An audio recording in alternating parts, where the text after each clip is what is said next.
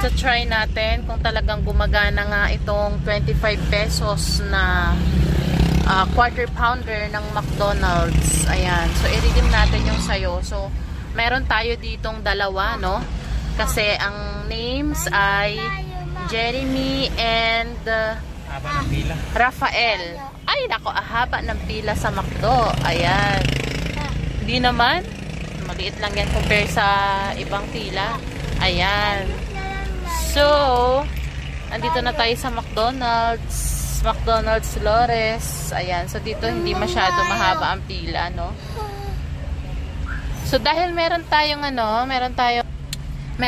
dalawa dito, no, na may ER sa pangalan. Ito, si Jeremy. Jeremy yan. And Rafael. Asan ID mo, Rap? Kuya Rap, asan ID mo?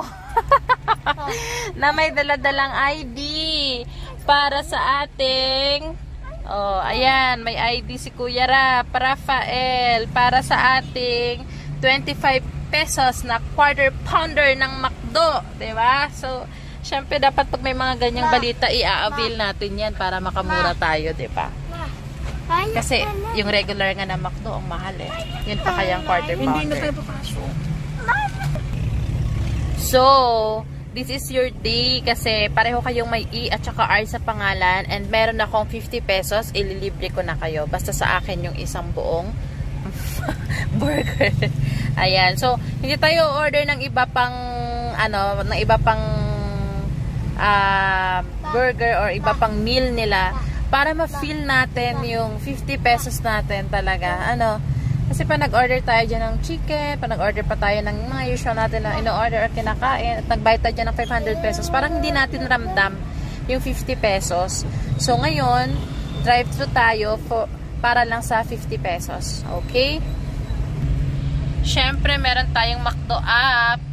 Yung mga kotse ba na yan ay may mga McDo app din. Ay, mga McDo app. So, ganyan kahaba ang pila sa drive-thru, no? Tonight. Yan. Kasi until 10 PM po, available po. Sana din meron. Kasi baka mamaya wala pala. No? Oh, meron pa doon. Sila sa likod. Oh, nakapila sila sa 25 pesos na McDo burger. Quarter pounder yan, no? Mahal din yan, nasa 150 din yan. Tapos mabibili mo lang siya ng 25 pesos. Tapos pumunta ka dito, pumila ka, tapos nag-gas ka. Buti na lang tayo, malapit tayo dito sa McDo. At saka buti na lang ang pangalan yung dalawa ay may E at saka R. Diba? Buti na lang. Kahit magkahiwalay, basta ang pangalan mo, middle name o surname mo, may E at saka R. Pasok yan. Tapos merong yung sa Zark's Burger naman, 14 pesos mo lang siya mabibili pero kailangan mo mag-purchase ng meal nila. So, ayan guys. Bakit not available na agad yung 25 pesos nyo? Ang haba ng pinila namin ha? Na-inform ko lang po sila not available sa quarter pounder, mac chicken, and Sunday product. Pero yung 25 pesos dun sa McDo app meron? Not available po quarter pounder. Ano cheeseburger available po. Ano yung 25 pesos pinila namin dito? Wala? Wala po ma'am, hindi po siya ma-ready. Bakit? Hanggang kanina pa ba wala? Kanina pa wala? Yes po ma'am, sold out po. 9:03. Anong oras pa na sold out? 5 PM. Naku. Pumila kami dito, mauubusan na kami ng gas, oh. Wala kayong available. Pasensya na po. Paano yan? Paano yan? Nako, palpak. Palpak po. Excited pa naman kami. Ayan mga kaibigan. Pumila kami dito sa McDo. Ganun na ngayon. Wala, palpak. Wala silang available. And ano yun? Parang scam. Wala pa silang available. Walang available po. Dapat hindi nila nilagay yung 2 PM to 10 PM eh. Diba? Nag-effort pa tayo, pinick up pa natin yung estudyante natin, tapos para maka-avail. Tapos wala, palpak po. So, ayun guys. Ngayon lang ako nagbasa sa Facebook. Mula pa pala kanina, talagang 4 hours, anong oras ngayon? 8 PM, parang 4 hours ago na pala, talagang wala pala talaga. Wala pa ako nababasa na totoo. Mamaya mag-check ako, pero sa nangyari sa amin talaga, nako, wala talaga kaming inasahan, inabutan. Pumunta kami doon around 7 PM. Tapos, minute ko pa yung anak ko, may dala siyang ID, Rafael ang pangalan niya, tapos si Jeremy. So, dapat dalawa yun. Alam mo, excited ka. Tapos parang sabi nila sa Facebook, biggest scam pala for today. Grabe. Tapos ang mangyayari, parang pag nandun ka na, syempre pumila ka na.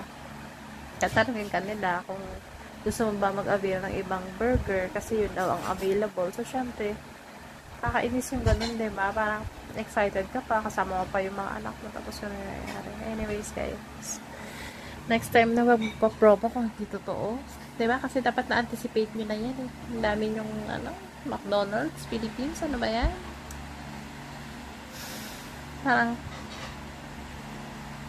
Parang we're not prepared na gumastos, pero pumunta kami doon kasi excited kami kasi sa promo. Kaya sinama ko yung mga anak ko. Dalawa lang yung anak ko eh. So makakaabil kami ng dalawa sana para sa kanila. Kay Epi tsaka kay Rafael, pero wala eh.